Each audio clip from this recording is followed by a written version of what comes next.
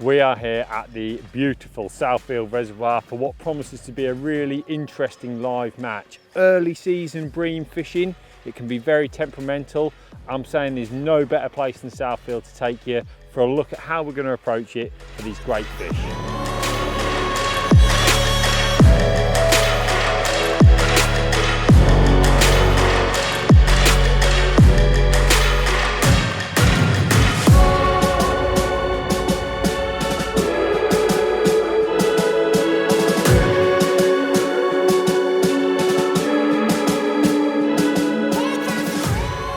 So here we are at the peg 59. Not one of my favourite areas of Southfield, but Southfield's really interesting and I like to sort of try and read it based on the conditions. Today we've got like a northwesterly wind, but light, sort of getting up to 10 mile an hour, which at the moment it'll be 3 or 4, there's literally nothing. So if you get a 10 mile an hour wind here, there is a chop on. So I'm expecting the wind to be coming sort of like from that way. Now, if you look at the lake on plan, we're the top end of the lake. So we're kind of like where the wind will be blowing away from, which traditionally at Southfield is not where the fish tend to sit. And just chatting to a few of the regulars, which is really important, obviously knowledgeable guys. They say there was some fish caught up here like 2 or 3 weeks ago. This was a really good end. And then last Sunday, literally just gone, it was poor up here. So, you know, it's one of those. I think we're just going to have to take it as it comes. I know that this time of year, there's a lot of bigger bream live in Southfield. So I believe that the bream sort of come into Southfield sort of September time, after being in the canal during the hotter summer. And they pretty much stay in here, the big bream. And then as this water warms up first, so because this is so shallow and this lake warms up, that's when I believe that the sort of smaller skimmers come in out of the canal as well, and we start to see them. And I just heard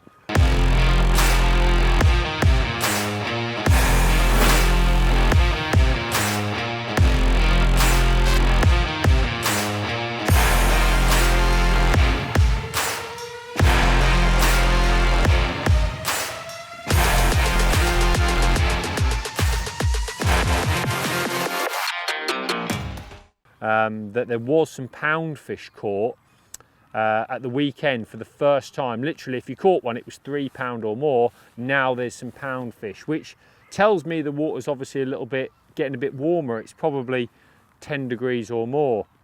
So I'm factoring all those things in my brain as I'm sitting on the peg. I personally believe that when we're into spring, the water needs to be sort of above 10, 11 degrees for worms to start to play any part.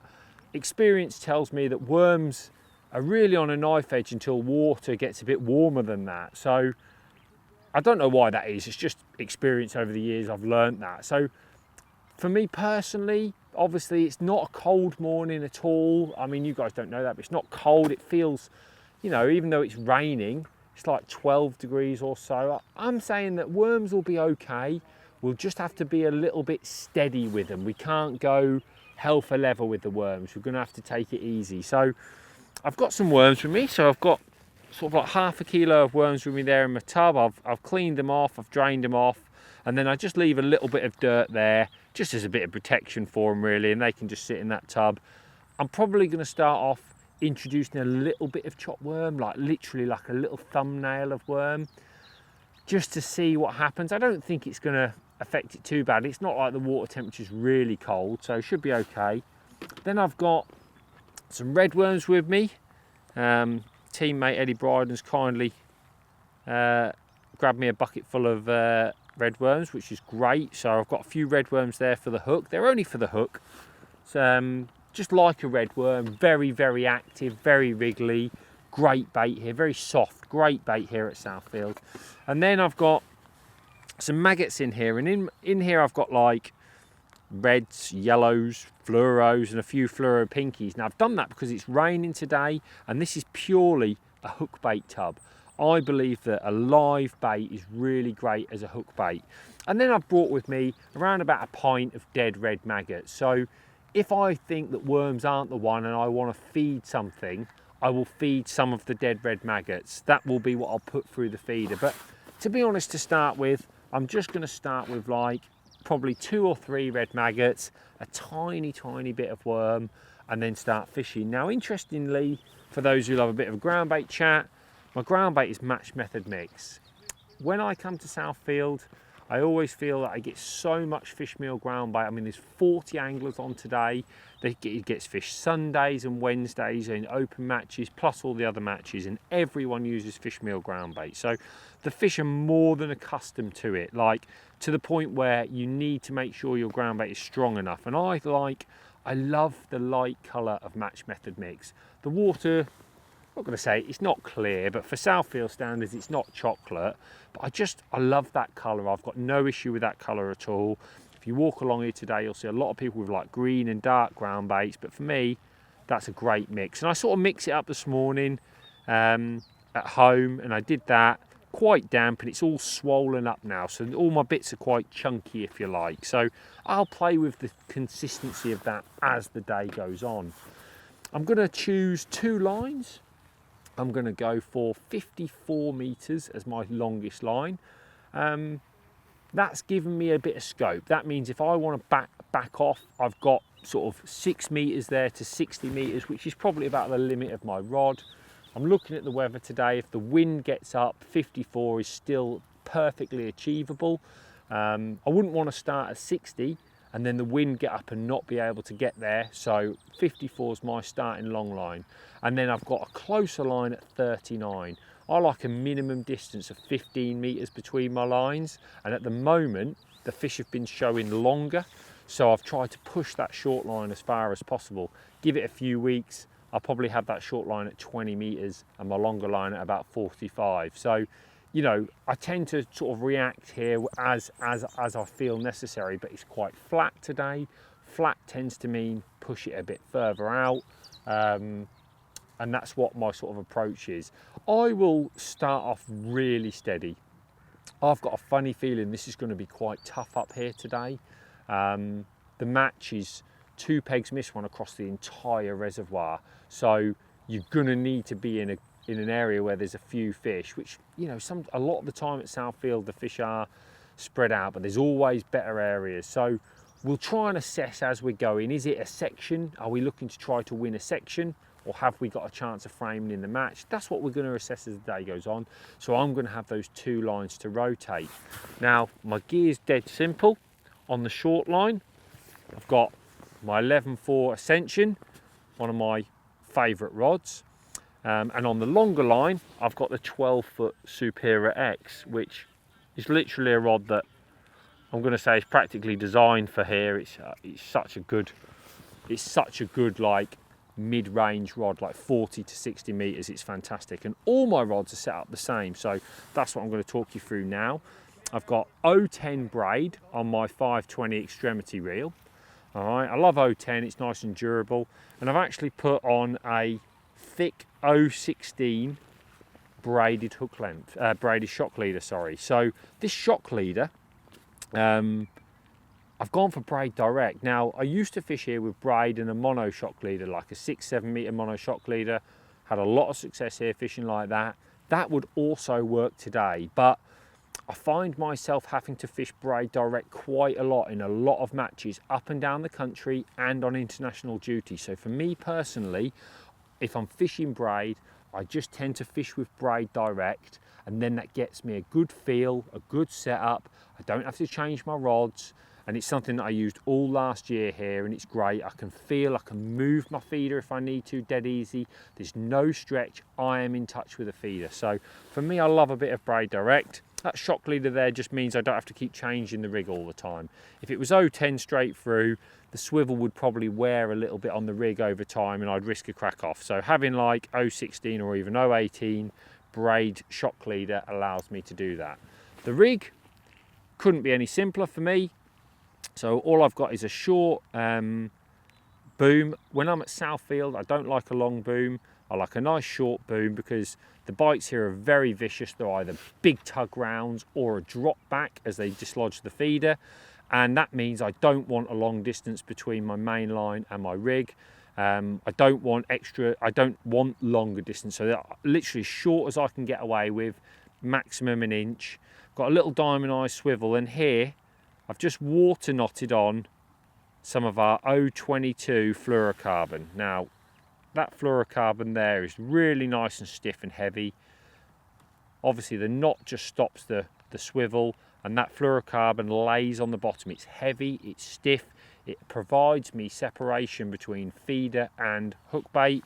It's a rig that I've used for a very long time, as you guys know, because I've used that 6-inch hook length with stiff, strong line beneath my rig. That's what I've always liked to do. So, you know, on my other rig, on my shorter rods that you guys have seen, I usually have like an 8-pound sinking feeder mono, a nice stiff line, heavy line, and I slide those stops up and down the line and then put the hook length on.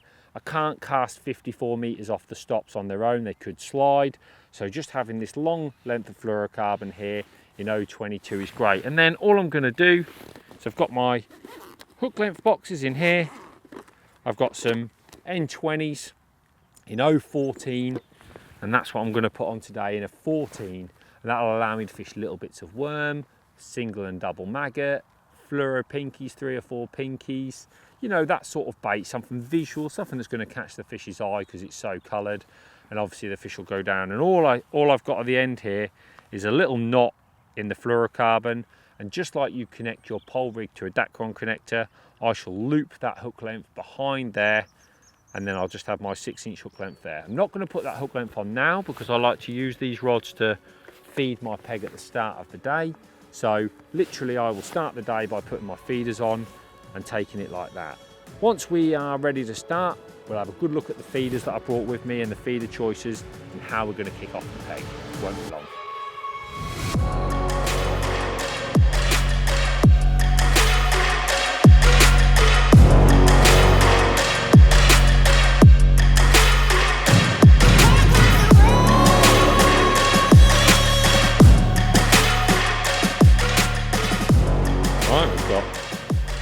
Under a minute to go. Just got some of my Match Method mix. Put a little bit of extra water on, so I always mix it dead dry when I, you know, by the time it's absorbed all the stuff. So I've got like a medium 30-gram hex mesh, and this is on a long line. So what I'm going to do is I've put literally a thumbnail of worm, pop that in.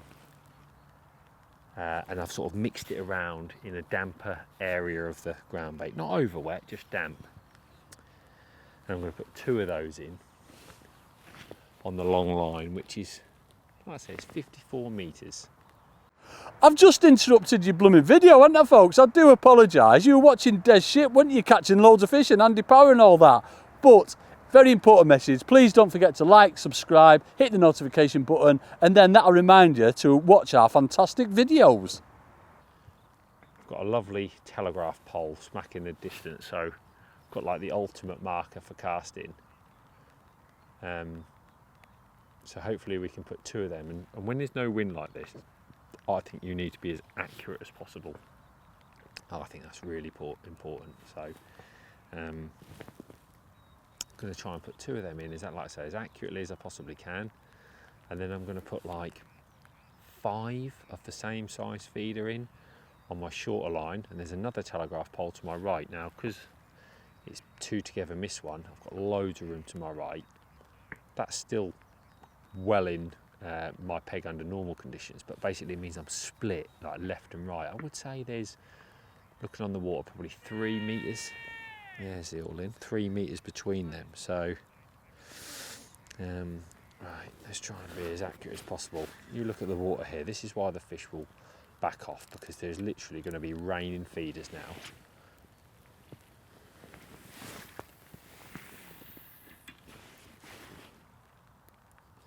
So that was pretty good, to be fair. That was pretty good. I'm pretty happy with that. Like I said, I'm just trying to I'm going to try and keep everything as tight as I possibly can. Not going to rush my early match. I like to cast quite regularly at Southfield. I seem to cast more regularly than a lot of people, but I won't be doing this to start with today. I'll be trying to keep it as steady as possible. So same again. Just take your time, make it sure everything's bang right on this initial bit.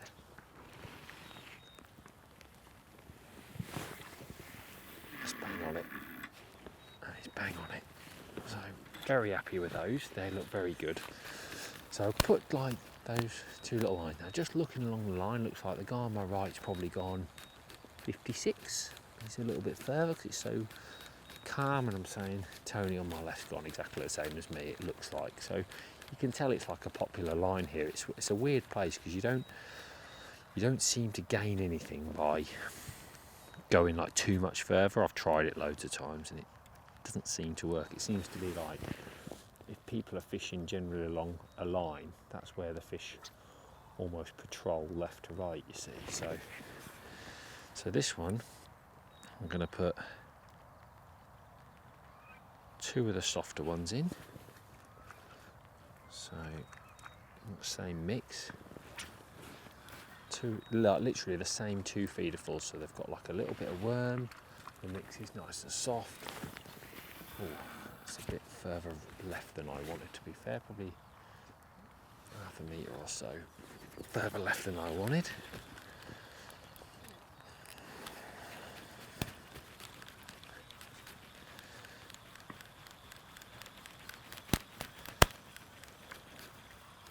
It's not a big problem though. Same again, it's like a nice soft one with a thumbnail of worm in. There we go, that's bang on it. And then I'm going to put 2 in. I was going to put 5, but I'm going to put 2 in now. And they're going to have a bit of worm in it. They're going to have each going to have a thumbnail of worm in. Like I would say there was like a thumbnail across those 2, but I'm going to use the normal mix. I'm literally going to put like a thumbnail in each feeder full. Just turn it over in the corner of my bowl. So there's going to be like a little bit more bait now going on these 2.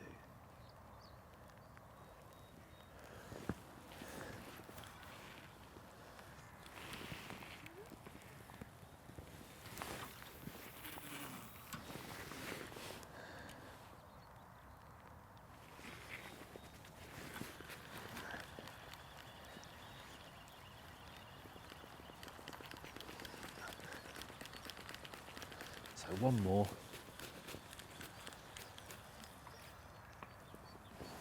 One more with that thumbnail of worm in. Again, just turn it over.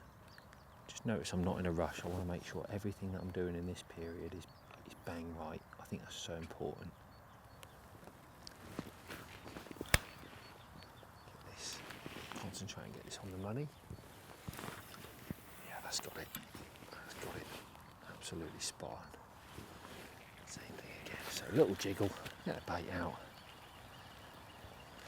We are ready to go. So let's see what we're going to start with. Like I've said before, we're fishing, Southfield's fishing relatively well. So I need to start cautiously, but not too negatively, because I don't want to miss out on any early fish. So just going to loop my hook length behind that knot, as I explained to you guys before. Cameraman's shouting at me. What's up, cameraman? Oh, press the GoPro. Press the GoPro. Imagine that. Dealing with professionals like Zolt, hey? What fantastic. GoPro press Zolt, is that right? Right, good. No whispering here. Right, 50 centimetre hook lengths here at Southfield. So look, I'm well below I'm probably about 55. Always like to make sure that I'm well okay. What hook bait we're going for? Tell you what, I've been catching a lot of fish at the moment on maggots, and even though I love a worm hook bait, I'm actually just going to put a maggot and a fluoro maggot, red maggot and a fluoro maggot. That's me. That's going to be my starting hook bait. Only because I don't feel not wanting to go crazy with worms just yet. So put my ground bait in, and literally this is now ground bait with next to no worm in. Put a couple of worms in, which I feel is like nice, and now this has got ground bait with almost just the leftover of bits of worm that were there, because I don't really want to go nuts on worm to start with. I just wanted to put a little bit in the water to smell to start with. I nearly took some ducks out there. Right, here we go.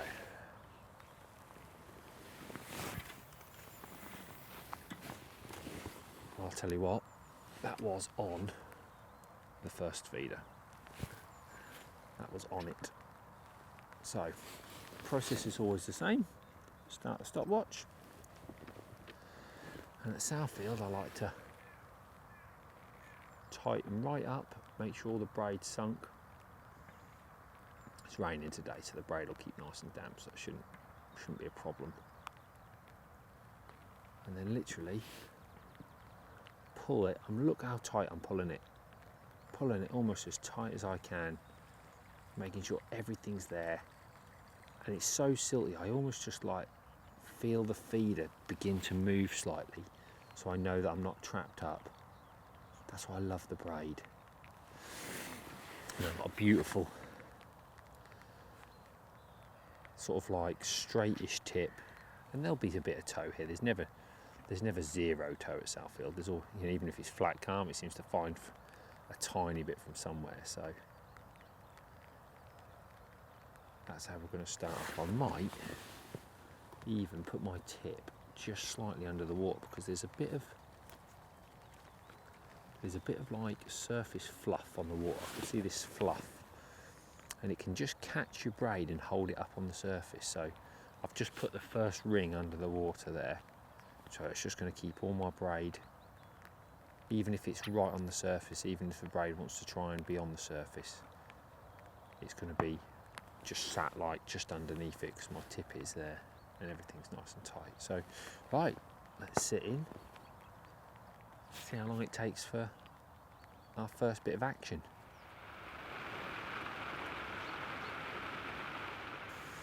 So the rain is falling, but the bream are playing.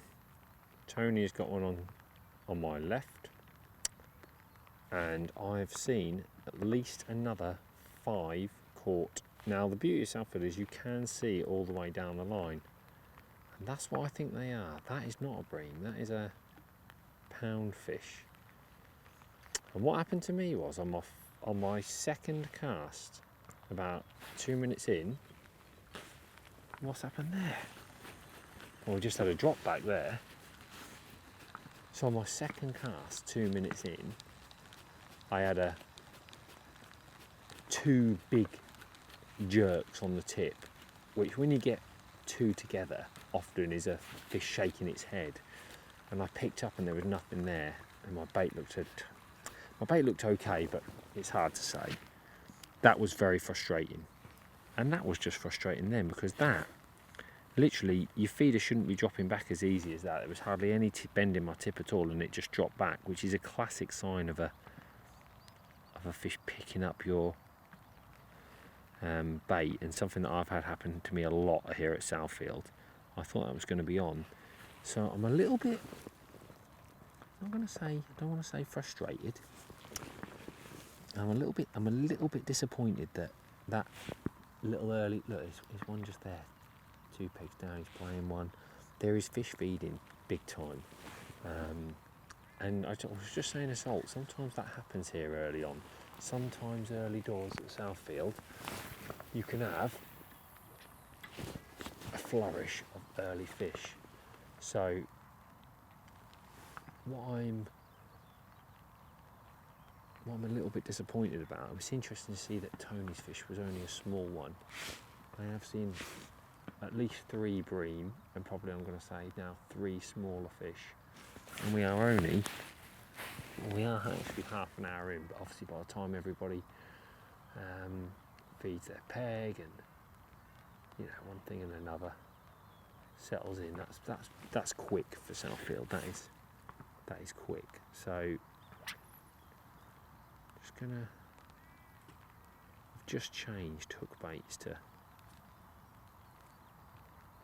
2 short pieces of redworm, which is one of my favourite hook baits here at Southfield. Just maybe they'll just hang on to it a little bit often. You don't tend to miss many bites. It tends to be sort of like that, you know, it's on. So the fact that I've had 2 indications and not had a fish is bizarre. I thought that drop back was definitely going to be a fish, and then the other one was 2, you know, sort of like 1, 2 like that, which again is classic. Those smaller fish. Tony struck again, look, straight away. Curiously, he's got a little window feeder on, and I've just been fishing with a cage to start with, so maybe a little chuck with a window feeder could be a good bet. I usually like to fish a cage for the first half an hour, just because I think it's really attractive. Like before I put a window feeder on, I like to fish that little cage. Look, you can see a fish being pulled out down there. Not a massive fish, but you know, there is fish being caught.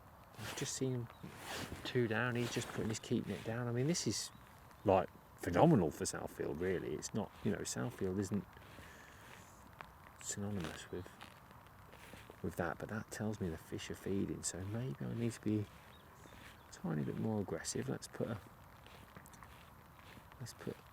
4 or 5 dead maggots and a thumbnail of worm in this next chuck. See what happens. Just feel like there is a few. Like I said, he's playing one. He's had one. He's playing one. I don't think it's a big one. I think it's the same sort of fish, but we'll see. But I've had 2 bites, which could have been 2 fish, which is, like I say, very, very, very unusual. Oh, little tapping indication there on my tip when I was watching him. See, that's a better one. But they've been catching them at like £3 average. That's £2 is. It's £2. So yeah, there's some fish feeding. There is some fish feeding. Let's hope that we are amongst them soon. So this is my second little fish in 2 chucks. And to give you an idea, we're an hour and 15 minutes in. It's probably like an hour's worth of fishing. And for Southfield, he's fishing well. I've seen a lot of fish being netted, ranging from 3-pounders to these. And this is a tiny one, to be fair.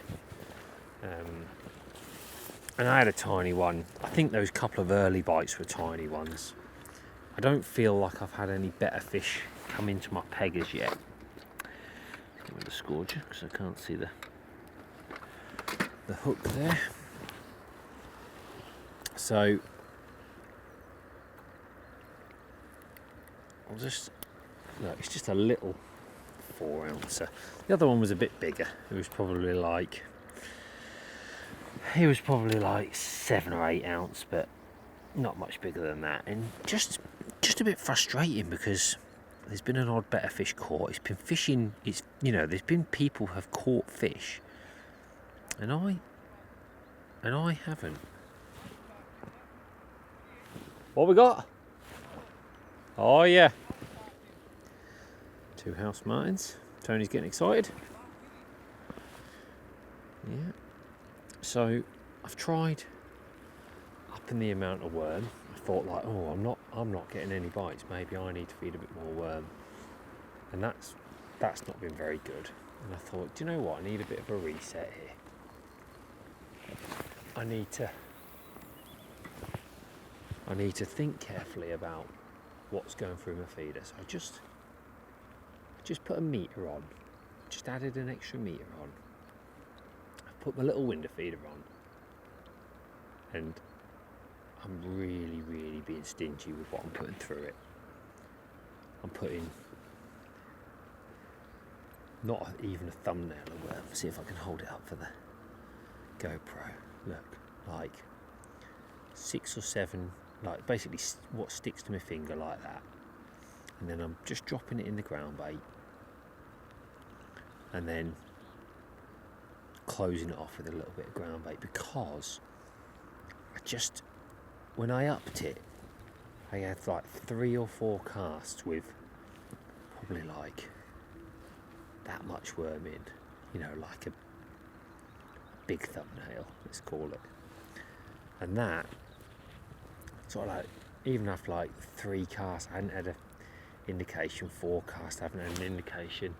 You know, I'm seeing an odd fish being caught, and it was a bit like, maybe I'm going a bit gung-ho here. But it's so hard to tell. There's a chap 2 to my right, he's had a couple of decent fish.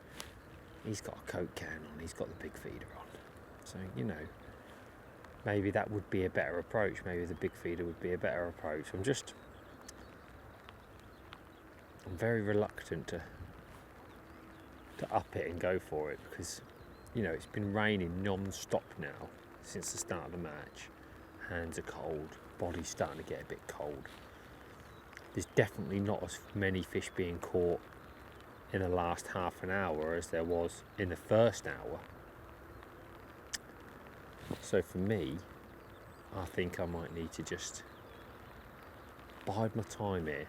I feel like I've missed out on the early fish. Do you know what I mean? I've not been one of those people who's caught an early bream and backed it up. You know, I haven't been. That doesn't always happen at Southfield. Like, sometimes you chuck out and you're on them and you catch a few and it's good. So now I've got to think about the latter part of the day, where often, you know, the fish will come back on the feed, and I don't want to blow my peg before that happens. And that's what I've sort of got in my head. I think I'm going to have, just have those 2 little fish there. I think I'm going to have like maybe 2 more chucks here, and that'll take me to an hour and a half. And then I'm going to have my first look on my closer line. But I shall put one in on this line before I come off it. I shall put one in just to give them something to home in on. But for the time being, I'm just going to have a couple of more chucks. You know, if it goes round with one now, that'll buy me another little bit longer. But I think after an hour and a half, I'm ready to give it a little rest, to be honest.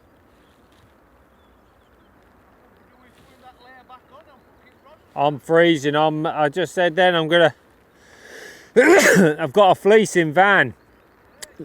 Zolt doesn't know it yet, but he's gonna go and get it in a minute. Right, it's proven a very interesting match so far. That's my positive spin. So 2 pegs to my right, he's got 6 bream. Just caught steady since the start. He's had 6 bites, not had like a flurry or anything like that. And then 3 pegs to my left, he's got 4 bream. And all the rest of us in between haven't. Tony on my left has got 1 2-pound. But then on my right, Jace is blanking. And then on his left, Parko's blanking.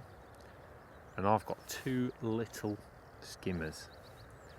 So it's like, for whatever reason, this little bit here, there hasn't been any fish. Now, the problem with early spring breaming is that it's very hard to do anything to sort of like win the fish from anyone else. Like, often they sort of sit in an area, and you've got to fish really well to catch them. So like, if you're on them, you've got to fish really well, you've got to get your bait right, you've got to manage your peg right, got lots of things you've got to do right to catch as many as you can. But when you're not on them, you're waiting, and you're waiting for a visit. Now, that's a bit of a skill in itself, right? Because what you don't want to do is effectively blow up something that's not even there. So I had a couple of little goes at upping it. So started, like I showed you, I put a little bit more worm in, and literally nothing happened. And I thought, I'm going nowhere here doing this. If I keep putting the worm in, I'm going to end up with lots of worms in my peg and too many worms if a few fish arrive later on. So Southfield is well known for, Tony's got a little fish next door. Southfield is well known for being poor in the middle of the match. So, like, for example, it's now 12:30, and usually from now until like, can we like 2:30, 2:15, it's often really tough. So this is the time when what I don't want to be doing is putting loads of bait in and basically ruining it for that last period. So if I'm going to do any good today, I need to keep my head. See, there's just a lot of those little fish. I wouldn't mind catching a few, but I say a lot, there isn't a lot. But I just need to keep my head. So this chuck, I'm just going to literally put a bit of my normal ground bait in, literally no worms at all. Look, just some normal ground bait. I've got 2 halves of a red worm and a fluoro pinky on the hooks. I've got a big visible hook bait, and I'm just trying. Oh, that's off target. That is off target. I'm not happy with that. Slightly to the right, that was a metre to the right, and I don't want to sit and wait there because I'm trying to be a little bit more patient. I'm not bothered about having 2 quick chucks anyway, so I just need to make sure this one's a little bit more accurate. But no bait, literally no dead maggots, no worms, because I feel like I've already fed, some worms in the peg. I've already fed some dead maggots in the peg, and I'm not catching anything, which means a lot of that bait has got to still be there. So I just want to fish with just the ground bait for the time being. So it doesn't matter if you have a slight miscast like that, because that's on it, that's bang on it. Oh, that's great. Just what we wanted. You can tell if you get a good punch. Wind's just picked up a little bit now, so do need to aim very slightly to the right of my target just to drift it back in. But that's great, look. So I'm still sort of 5-6 minute casting. I have had 2 or 3, I think I've had 2 12-minute casts where I just sort of thought, do you know what, I'm just going to sit there and wait for a bit. Don't like doing that. I do like to almost like stir up the bottom and keep putting in my little bit of ground bait, just something trickling through. I don't feel there's much to be gained by sitting and waiting too much here. So just going to play this middle period out. If we get a fish or 2, we'll show you. But I'm just going to play this middle period out because I'm really not expecting a lot now. There's so few nets going out, which is great. I love Southfield. I mean, look, I can literally see all the way down the line. If a fish gets caught, I can see it, and that's brilliant because it tells me how it's fishing. And without doubt, apart from those 2 guys I've mentioned to you with a few bream, along this main bank within 20 anglers, it's gone really slow. So just bide my time a little bit, and take it from there. We might be fishing for, say, a default section, for example, if Mr. Six Bream catches another 6 bream. I'm not sure who it is. I can't see who it is. So, but yeah, that's where we're at. I'm going to take it really steady, and that, try and get my brain into that, don't ruin it, and hopefully we'll just be able to crescendo at the end, or not.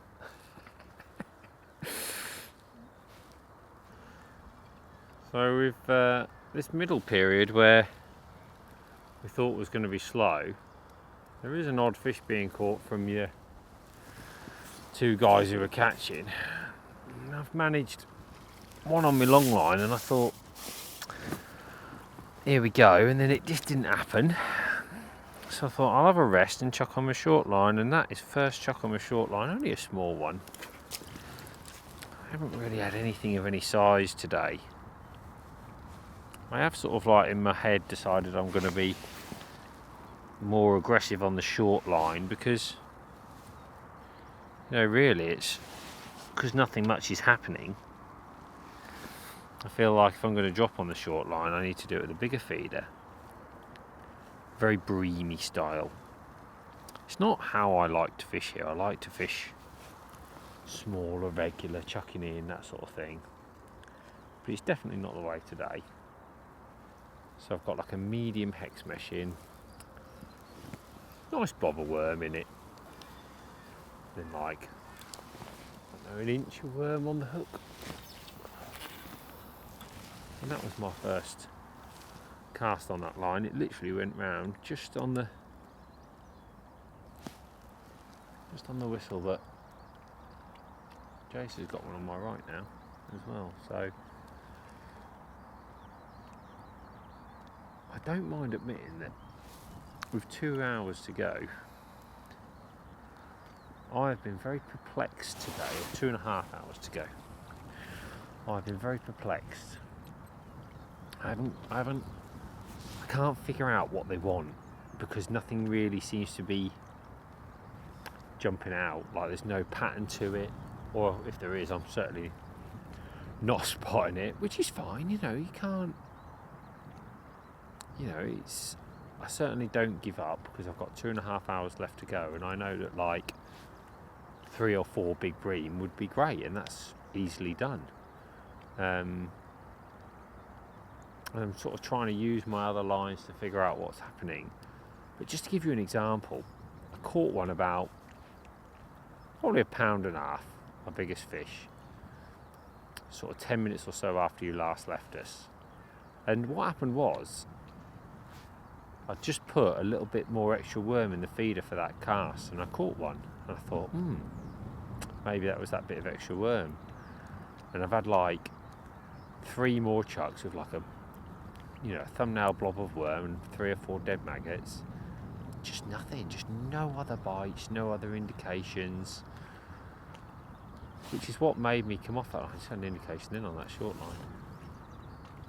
That's what made me come off that longer line, because I just thought to myself, you know, I've just had like 4 chucks. One of them was 12 minutes, the other 3 were like 5 minutes. So it was like a 30-minute period where I didn't get another bite, I didn't get another fish. That is Jace on my right's second fish. He's got 2 fish, and they're both proper bream. They're both like 3-pounders. So he's got 6 pound with 2 fish, and I've got 4 fish for 3 pound. But I don't think that's, you know, I'm not sort of like fishing for smaller fish. You start to question things in your head a little bit. Have I made the right ground bait choice for the time of year? You know, should I be ignoring worms? But I've seen them all chopping a few worms, so they're all obviously feeding a few. It's just not been particularly good. That's what I'm looking at. So on this line, I've sort of decided I'm going to cast with my medium hex mesh, like I said, a bit bigger feeder, just be a little bit more breamy. Like, I'll have 3 chucks where I'm going to wait in a bream style E and see if it gets tugged round, and I'll sort of give it, well, you know, I've caught one there, so it's got 2. I'm going to give it like 2 10-minute casts here now.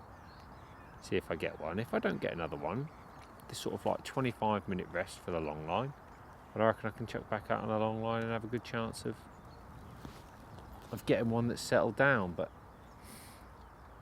in order to kick on in this match, I need some better fish, and I could do with a little run. If you could catch 2 or 3 quickly, that would be the difference. But it's not going to plan just as yet, but not that every match does.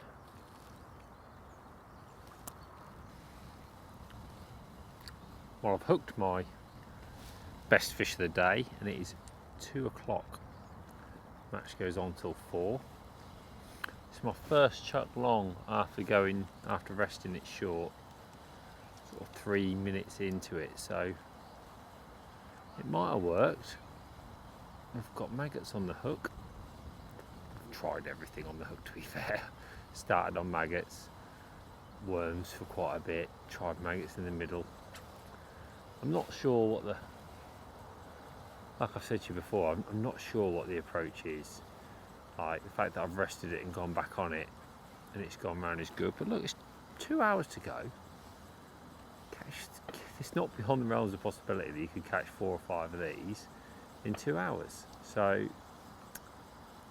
you know, it's my first proper fish. I would say I'm one of the last people to catch a proper fish. I can't sit here and say like what I've been doing is absolutely perfect, because I haven't caught anything. So sometimes you just have to accept that you might not have it dead right, but it's something worth catching at least. Oh, there he is. There he is. So nice to get on the board. Only like a 2-pounder, I would say, but just a fish worth catching. So at least I've caught one, which is nice. I'll put that same hook bait on again, 2 of my dead maggots.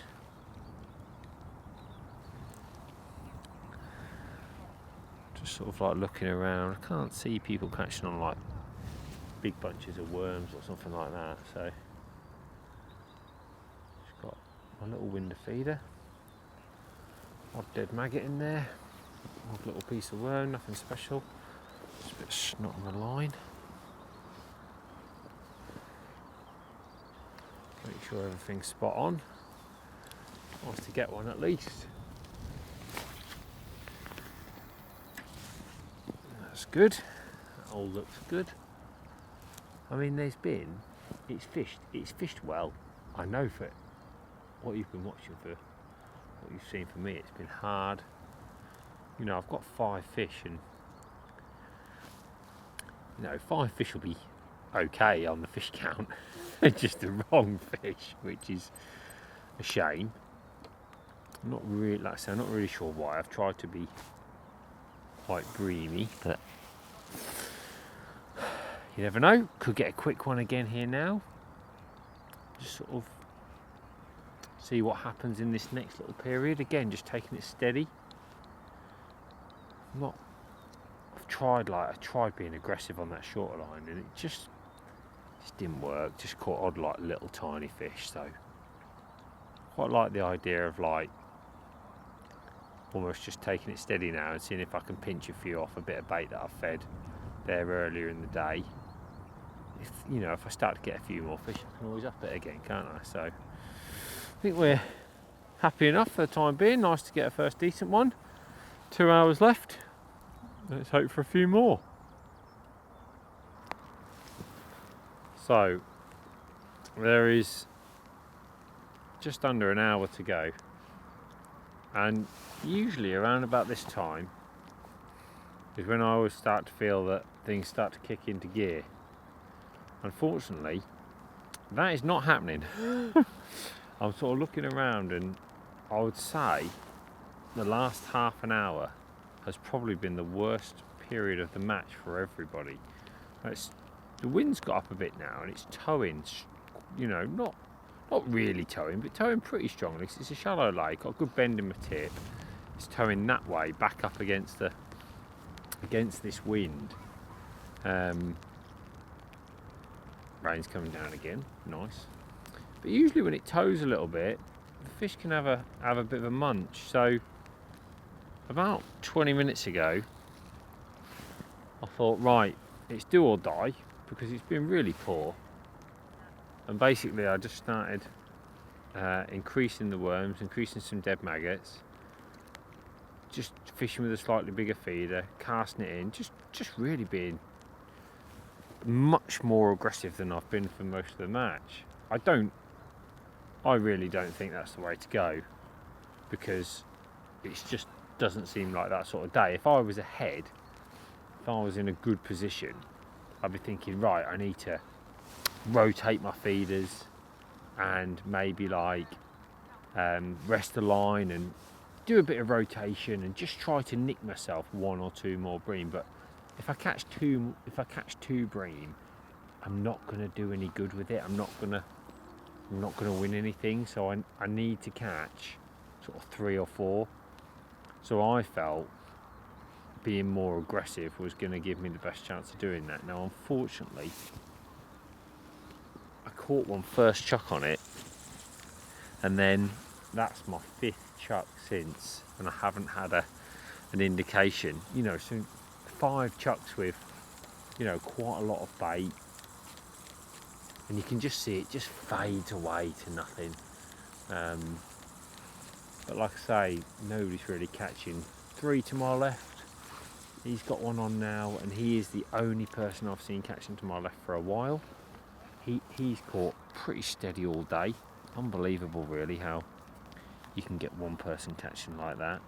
And then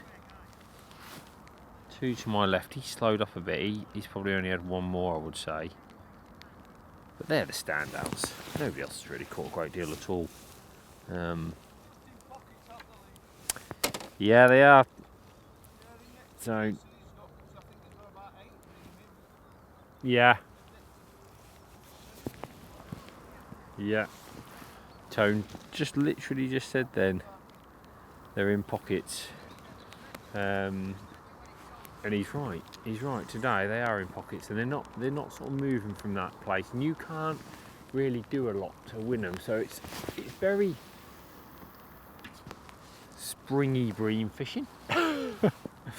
It's very typical of that style of fishing, where, like I said before at the start, you need to do everything bang right. You need to be in control of your peg all the time, but you need to hope that you're on a few. And unfortunately today that hasn't been the case. But you know, you can see the great thing about these live matches is you can see the mentality of, you know, what I'm trying to portray, what I'm trying to sort of get across, how I'm thinking about it. I'm happy to accept. I mean, literally the guy 2 down is pulling one in, and the guy next to him's now got one. So, you know, you've seen that little pockets of bream. Jason's got 4, I think, now, and he sort of caught as the guy on his right stopped catching. You can just tell that that's how it is. But like I say, that's how it is.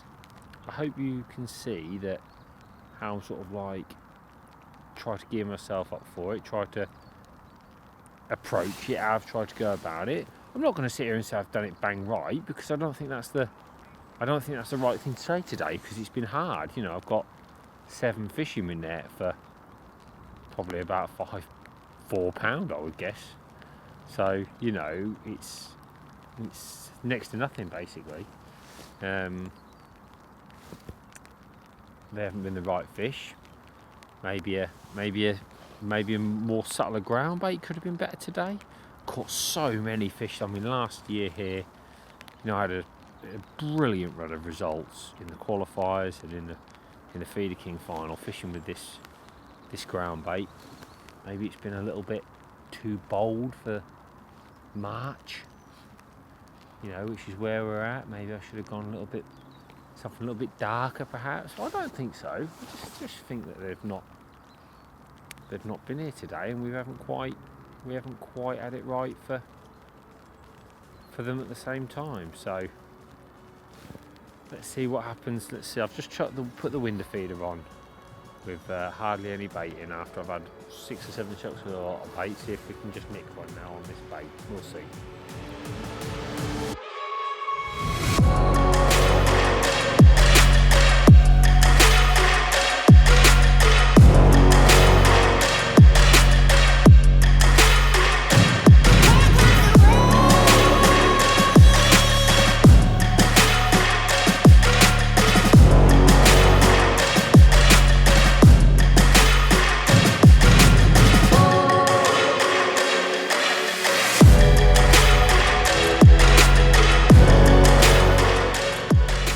So better late than never. It's 6 minutes left to go, and I'm attached to my biggest fish of the day. These are the ones that we came for. Me and Tony next door were just chatting and saying that we hadn't had any between us. and then either side of us, there's a peg either side, and then the next sort of 2 anglers, they've both caught odd proper bream. This was actually a little go short for like 15 minutes and caught a little skimmer, and then just chucked back here with 15 minutes to go to see if I could get one. It's just been one of those days where we've not been able to manipulate it, but got eight skimmers, and hopefully this one reminds me of how great it is, because there's some big kicks on this as I've been winding this in. You know, you're fishing braid direct, and it's just great. Just love that feeling. It's what fishing's all about. You can imagine if you're catching 7, 8, 9 of these in a big match. It's very, very, very exciting, especially when they get to this point. So hopefully we can find the net with him. There he is, look. Come on, baby. We'll have you. There we go. They are what we were hoping for, and it's just taken all day to catch one. They are the ones. They just clearly have not been where we've been today. Nicely hooked. I've got 4 minutes left, so sorry if I don't hold him up, but I'm going to have a chuck back in, because you never know, there might be a chance of 2 in 2 chucks. Classic example of, you know, we definitely haven't been on those fish today. We've been definitely not, you know, I can tell that because obviously it's like 2 minutes to go and we've got one. Like I said, Tony's not got any of those big uns. So I've just literally had that on 2 dead maggots, and I was just about to do the summary for the last few minutes, so we'll do that for you guys now. It's been a really interesting match. Now, I have had bites all the way through. You've got to remember, Southfield it's generally not prolific fishing. Rain's just gone. But these odd bream that are in here, that's what you've been fishing for. They're the fish that we've been fishing for. Sort of, I mean, he might be, he's definitely 3.5 pound. He would be 5 pound anywhere else, but he's a bit skinny. You know, the nice big fish. And they've been catching like 10 fish for 35 pound. They're the sort of weights that have been being caught, you know. And that was the sort of day I was hoping for. I wasn't, you know, we'd heard that there were a few of the sort of pound fishing, but not a few of those smaller ones that were smaller still. So it's been usually when those fish are here, my sort of regular feeding approach, I can catch a few of those fish. And today I have caught a few, but I can't say that I feel like the ones I've caught have just been random. Don't really feel like I've been like lining them up. And obviously with a bit, you know, my approach has been a bit more breamy. That's probably why. And I think obviously then with the lack of bream, that's what's made it a harder day.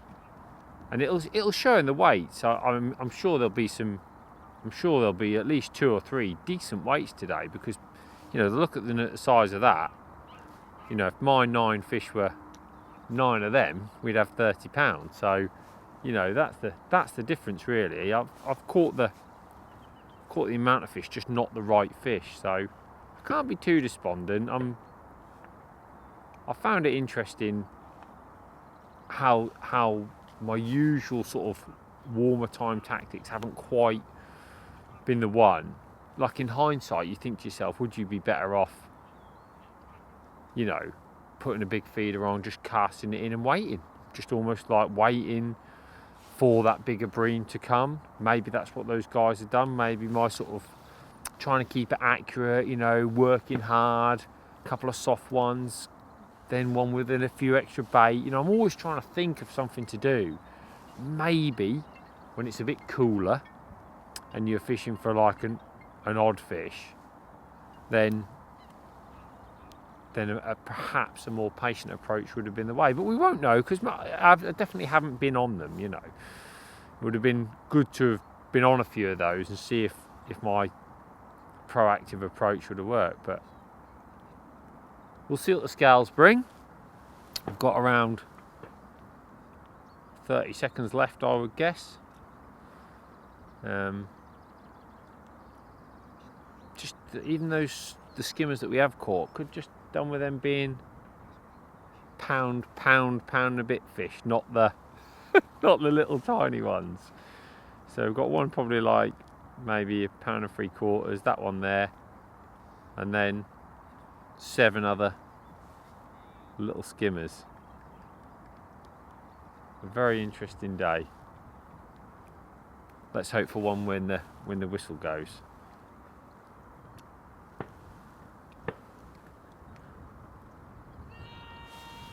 There it is. Not one on this time. Never mind. Let's see what the scales bring.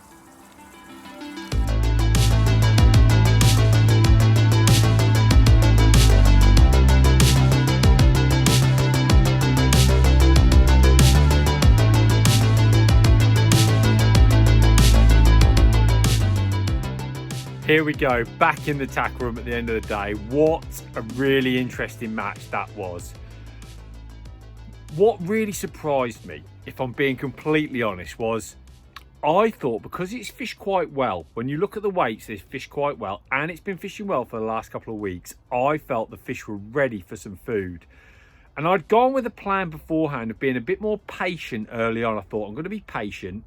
And then when I heard it was fishing well, and when there was a few fish being caught, I was quick to introduce some bait. And I think that's probably where I went wrong at the start. I could have caught, or maybe given myself a chance of an extra big fish or two at the start by being a little bit more patient, maybe a slightly bigger feeder, but a bit less worms and maggots and that in it. Been a bit more patient and got a potential lucky fish or two. I mean, in the end, it was a good result. Beat my neighbours and only just missed out on winning the section. One of those bream would have found me winning the section. There was a couple of big 30-pound weights up on the end pegs. The last 2 pegs were actually first and second in the match with over 30 pounds. So it was a really good match. Lots of fish caught, and I think over the next few weeks at Southfield Reservoir, those bream are definitely in there, which is meaning it's really, really good fishing. It's going to change. You're going to need to feed a little bit more and maybe be a little bit more proactive. But do those bigger fish prefer a more patient approach? It's a real tough one to get right, but I've really, really enjoyed my day. I hope you've enjoyed following me through it and seeing the sort of decision making and things that I go through on these matches. I was really happy to catch a few fish. Next time, I'm hoping for a little bit better.